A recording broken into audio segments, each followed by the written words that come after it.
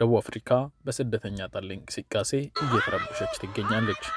በደቡብ አፍሪካ ስደተኞች በዚህ መልኩ እንግልትና ስቃይ እየደረሰባቸው ይገኛል። በደቡብ አፍሪካ ስደተኛን ጫና ማድረግና የተለያዩ የሰብአዊ መብት ጥሰቶችን ማድረስ የተለመደ ቢሆንም ነገር ግን በዚህ አመት ማርችና ዱዱላ ኦፕሬሽን በሚል እንቅስቃሴ በተለያዩ አካባቢዎች ላይ አማጽያን ንብረቶችን በማውደም ሱቆቻቸውን የስደተኛን በመዝረፍ በመንገድ ላይ ባገኙት ስደተኞች ላይ አካላዊ ጥቃት በማድረስ የተለያዩ አይነት እንግልቶችን ማሳየት ላይ ናቸው። ደቡብ አፍሪካ በዚህ ሰዓት በተቃውሞ ሰልፎች በየከተማው እየተደረገበት ይገኛል። ስደተኞች ከዚህ በፊት በሰላም የሚኖሩበት ከተማ ብትኖር ኬፕታውን ከተማ ናት። ይሁን እንጂ ይህ ማርች በአሁን ሰዓት ኬፕታውን ከተማንም ከሎኬሽን ጀምሮ እስከ ዋና ከተማ ድረስ በየቀኑ ያልተለመዱ አይነት እንቅስቃሴዎችን እያሳዩ ሱቆቻቸውንና ንብረቶቻቸውንም ጭምር እየዘረፉ ይገኛሉ። ይህ በምስሉ ላይ የምትመለከቱት የተማሪዎች ተቃውሞ ሰልፍ በዛሬ ዕለት በደቡብ አፍሪካ ኬፕታውን ከተማ ክራይፎንቲን በምትባል ከተማ ላይ ናት።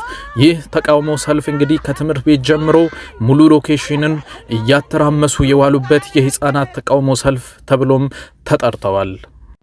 በዚህ እንቅስቃሴ ላይ የደቡብ አፍሪካ መንግስት በየጊዜው ተቃውሟችሁን ማሰማት ትችላላችሁ፣ ነገር ግን አካላዊና ንብረታዊ ጉዳቶች እንዲደርስ ካደረጋችሁ ለዚህ ተጠያቂ የምትሆኑ ራሳችሁ ናችሁ ብሎ መግለጫውን በየጊዜ ቢለቅም ነገር ግን ይህንን አማጽያን በኃይል ለማስቆምም ሆነ ህግ የማስከበር ዘመቻውን የደቡብ አፍሪካ መንግስት እስካሁን አላካሄደም።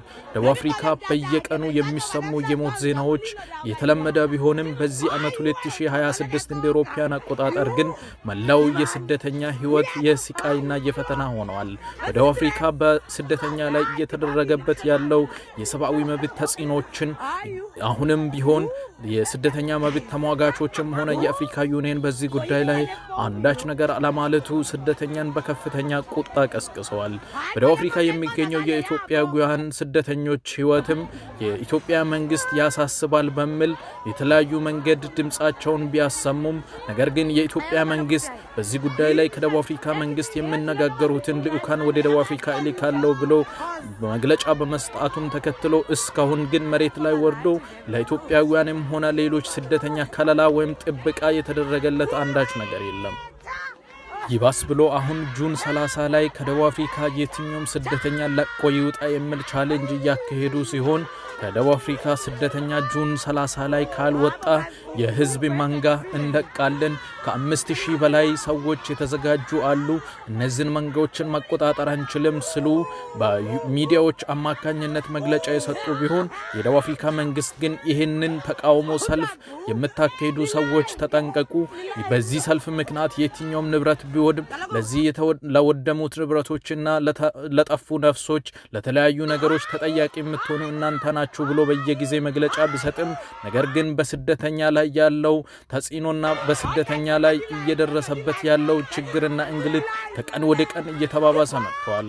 ደቡብ አፍሪካ ሆይ ስደተኛን በዚህ ማንገላታት ለደቡብ አፍሪካ የሚሰጠው ጥቅምና ፋይዳ ምንድነው ብሎ የተለያዩ ሚዲያዎችና የተለያዩ የሰብአዊ መብት ተሟጋቾች ቢጠይቁም እኛ ስራ አጥተናል፣ መስራትና መግባት አልቻለንም፣ ኢትዮጵያውያንና ሶማሊያውያን ፓኪስታንና ናይጄሪያ ጨምሮ ሌሎች ስደተኞች በደቡብ አፍሪካ ኢኮኖሚ ቀውስ ላይ ትልቅ የሆነ ችግር ፈጥሯል ያሉ የደቡብ አፍሪካ ጥቂት ግለሰቦችና ቡድኖች አሁንም ማርች እንደ ዱዱላ ኦፕሬሽን በማለት ኦፕሬሽናቸውን እያስካሄዱ ይገኛሉ።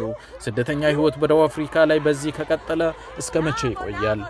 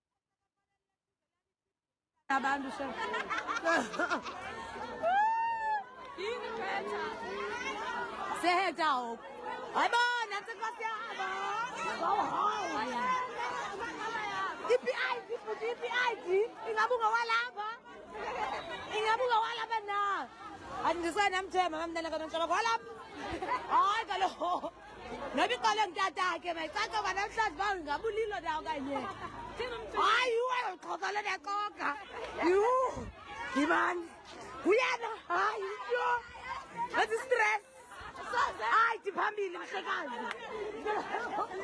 Hayi you. Guys. Oyikisa le phone lo. Hayi kwale moto eqonakale yabo.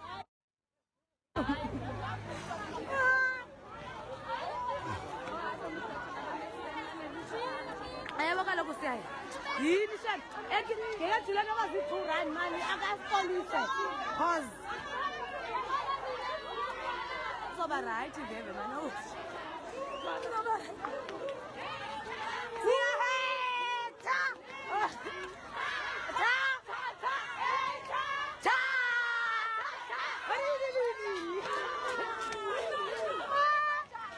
Abo guys, ukubuli kwetha lisile ni.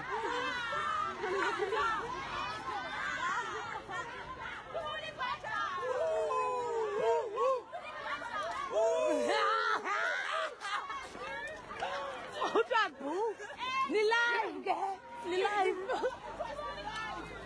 Kaloku